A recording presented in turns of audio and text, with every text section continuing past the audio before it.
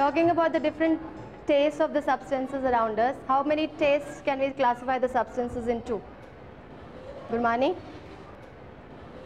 Sour, bitter, sweet, And salty. Alright? So these are the 4 different types of taste, and if I have to classify substances around us on the basis of their chemical nature, you will notice that all the sour substances, they contain acids in them, all the bitter substances contain bases in them, and there is a class of compounds called salts or sweets which are neutral in nature. That is, they are neither acidic nor they are basic. Now talking about sour substances, give me an example of a naturally occurring substance that we use, Ritika? Lime juice, alright? That's sour in nature. Then you have tomatoes, you have all the citrus fruits are sour, and vinegar that we use, tamarind, all these are sour substances. Now all these substances are sour because they contain something called acids in them, alright? That's what we're going to study today, about the properties of sour substances or bitter substances which chemically are acids or bases, alright? Acid has been derived from the word acidus, which means sour. Clear? So all these naturally occurring substances are sour, but you can't really taste all the acids that we have around. You must have heard about hydrochloric acid, sulfuric acid, nitric acid. Now they are all so strong acids that you can't taste them, isn't it? So acids can be classified further into 2 categories, as organic acid or mineral acids.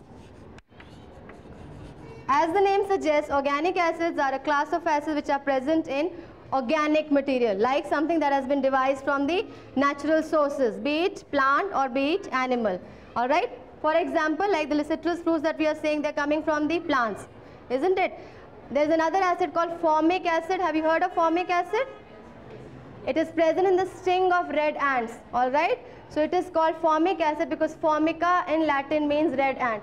So these acids have also devised their name from the basis of the substances they have been derived from, alright? But like I said, we cannot taste all the substances which are around us, and mineral acids are stronger acids. You can't even put it on your hands, isn't they? So corrosive, they might burn your hands. So nitric acid, sulfuric acid, these are very strong acids and they are derived from the minerals found in the earth. Like sulfuric acid, if I take the example, it is obtained from sulfur by carrying out obviously certain reactions, same way with hydrochloric acid or nitric acid.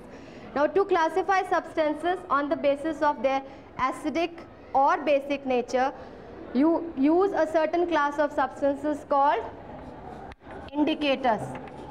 What is the need of these indicators? Yes, to differentiate. If I want to know the nature of a chemical nature of a substance around me, you can't taste, isn't it? Because you might not know that unknown sample might be harmful to you. So you have to have certain substances which help us to identify the chemical nature of material around us. Either it's acidic or basic or it is neutral. So indicators means they indicate what the chemical nature of that substance is. Either it's acidic, basic or neutral. Now indicators are classified further into 2 categories, which are visual indicators. It means they change the color. You see the color change and then you identify on the basis of the color change that this particular substance is an acid. And then there is another class of indicators called olfactory indicators. Olfactory indicators related to the sense of smell, that is,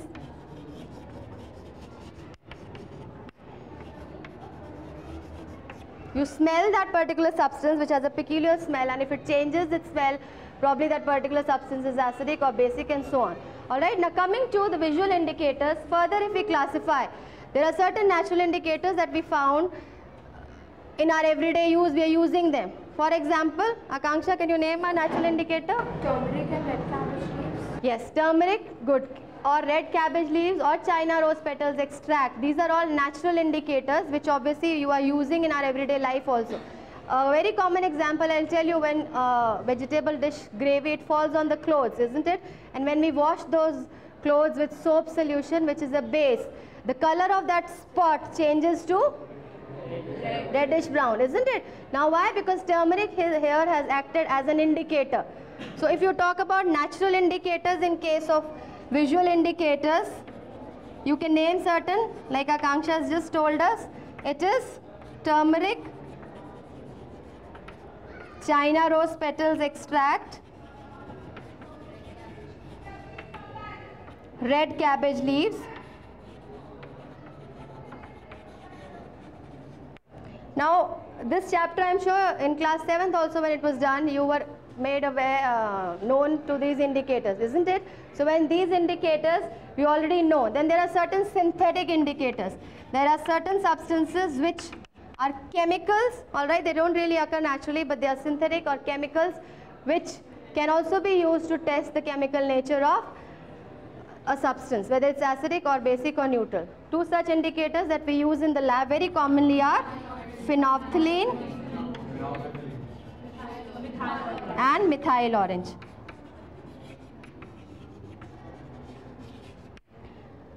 Now the color changes, and there's one more very natural indicator that we use very commonly in the Ms. Gurmani. It is the litmus solution, all right, which is available in two colors, red and blue. Now we will discuss about the color changes of each type of indicator in an acidic and basic solution, and then I've got two unknown samples with me, which I do not know whether it's an acidic substance or a basic substance, but because we know the color changes of these indicators, in acid is this and in base is this, so we're going to test the samples with those indicators. So quickly coming to the color changes of the indicators. We'll use blue litmus, changes to red in acid, and red litmus changes to in base. But if I have to put red litmus in an acid, then there will be no change. Alright, so red litmus can also be used to test the acidic substance. If you put that solution in a substance which you do not know whether it's an acid and base, and it doesn't change its color, it means it's an acid. And if it changes its color from red to blue, then that's a base. So red litmus changes to blue in base. That's one. Then talking about methyl orange. Now when you're talking about these indicators, or you should also know the original color, isn't it? Then only we're going to say, okay, this was the color change. Methyl orange, as the name itself suggests, it is orange in color. So it changes to red in acids and